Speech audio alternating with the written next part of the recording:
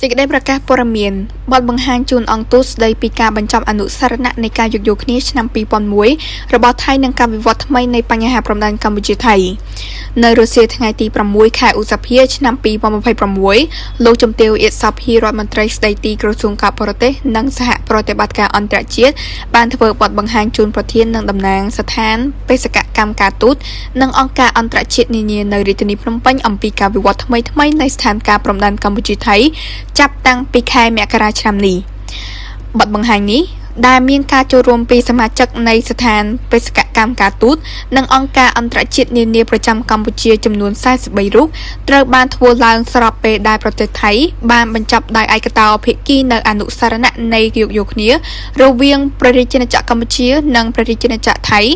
ទាក់ទងនឹងតំបន់ដែនសមុទ្រទាមទារត្រួតគ្នានៃខ្ពង់រាបបាតសមុទ្រ MOU 2001លោកជំទាវ អៀត សោភា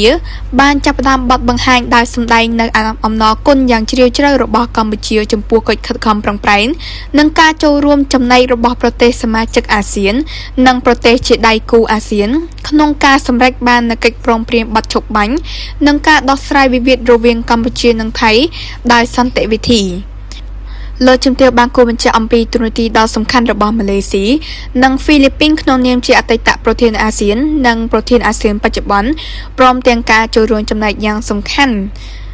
របស់ប្រទេសចិននិងសហរដ្ឋអាមេរិកក្នុងការសម្របសម្រួលឲ្យមានបទឈប់បាញ់និងជំរុញកិច្ចខិតខំប្រឹងប្រែងដើម្បីស្ដារទំនុកចិត្តនិងទំនាក់ទំនងជាប្រក្រតីឡើងវិញរវាងកម្ពុជានិងថៃលោកជំទាវក៏បានថ្លែងអំណរគុណដល់ប្រទេសហ្វីលីពីនផងដែរចំពោះកិច្ចសម្របសម្រួលក្នុងការរៀបចំកិច្ចប្រជុំត្រីភាគីរវាងថ្នាក់ដឹកនាំនៃប្រទេសហ្វីលីពីនកម្ពុជានិងថៃនៅក្រៅកិច្ចប្រជុំកម្ពុជាអាស៊ានដែលនឹងប្រព្រឹត្តនៅថ្ងៃទី8ខែឧសភាឆ្នាំ2026នៅកោះសេប៊ូលោកជំទាវបានសម្ដែងក្តីសង្ឃឹមថាកិច្ចប្រជុំនេះនឹងទទួលបានលទ្ធផលសំខាន់ៗនិងឈានទៅរកការបន្ធូរបន្ថយស្ថានភាពបន្ថែមទៀតលោកជំទាវបានស្វាគមន៍ចំពោះប្រទេសហ្វីលីពីនដែលបានទទួលតួនាទីជាប្រធានបដូវវេននៃក្រុមអ្នកសង្កេតការណ៍អាស៊ាន AOT កាលពីចុងខែមុនលោកជំទាវរដ្ឋមន្ត្រីស្ដីទីបានបញ្ជាក់សារជាថ្មីនៅការសោកស្ដាយនិងការខកចិត្តយ៉ាងខ្លាំងរបស់កម្ពុជាចំពោះការសម្រេចរបស់ប្រទេសថៃក្នុងការលុបក្របខ័ណ្ឌទ្វេភាគីតែមួយគត់ដែលបានព្រមព្រៀងគ្នារវាងកម្ពុជានិងថៃសម្រាប់ដោះស្រាយដោយសន្តិវិធីចំពោះតំបន់ទាមទារដែនសមុទ្រត្រួតគ្នា OCA និងសម្រាប់កំណត់ព្រំដែនសមុទ្រស្របតាមច្បាប់អន្តរជាតិលោកជំទាវបានបញ្ជាក់ថាកម្ពុជាបានជូនដំណឹងជាផ្លូវការដល់ប្រទេសថៃអំពីការសម្រេចរបស់ខ្លួនក្នុងការស្វែងរកដំណោះស្រាយចំពោះការទាមទារតំបន់ដែនសមុទ្រត្រួតគ្នានេះតាមរយៈយន្តការសាសសា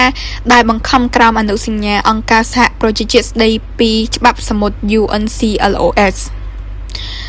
ដើម្បីផ្ដល់ជាទស្សនៈទានតាក់ទងនឹងទំហំនិងវិសាលភាពនៃបញ្ហាដែលតម្រូវឲ្យមានការដោះស្រាយជាបន្ទាន់ដើម្បីស្ដារសន្តិភាពនិងទំនាក់ទំនងភាពជាអ្នកជិតខាងប្រកបដោយសុខដុមរមនារវាងកម្ពុជានិងថៃឡើងវិញលោកជំទាវក៏បានសម្របសម្រួលឲ្យមានការធ្វើបទបង្ហាញស្ដីពីស្ថានភាពបច្ចុប្បន្ននៃតំបន់ព្រំដែនរវាងប្រទេសទាំងពីរបន្ទាប់ពីបទឈប់បាញ់ថ្ងៃទី27ខែធ្នូឆ្នាំ2025លោកជំទាវរដ្ឋមន្ត្រីស្ដីទីបានបញ្ជាក់ជាថ្មីនៅការបញ្ញាចិត្តដ៏មុតមមរបស់កម្ពុជាក្នុងការស្វែងរកដំណោះស្រាយចំនួនព្រំដែនទាំងអស់ជាមួយប្រទេសថៃតាមរយៈមធ្យោបាយសន្តិវិធីស្របតាមច្បាប់អន្តរជាតិនិងកិច្ចព្រមព្រៀងទ្វេភាគីដែលមានស្រាប់ព្រមទាំងប្រកាន់ខ្ជាប់នៅចំហជាគោលការណ៍របស់ខ្លួនថាព្រំដែនមិនត្រូវបានផ្លាស់ប្ដូរដោយការប្រើកម្លាំងនោះទេថ្ងៃពុធ5រោចខែពិសាខឆ្នាំមមីអន្តស័កពុទ្ធសករាជ2570រាជធានីភ្នំពេញថ្ងៃទី6ខែឧសភាឆ្នាំ2026នាងខ្ញុំសូមអរគុណ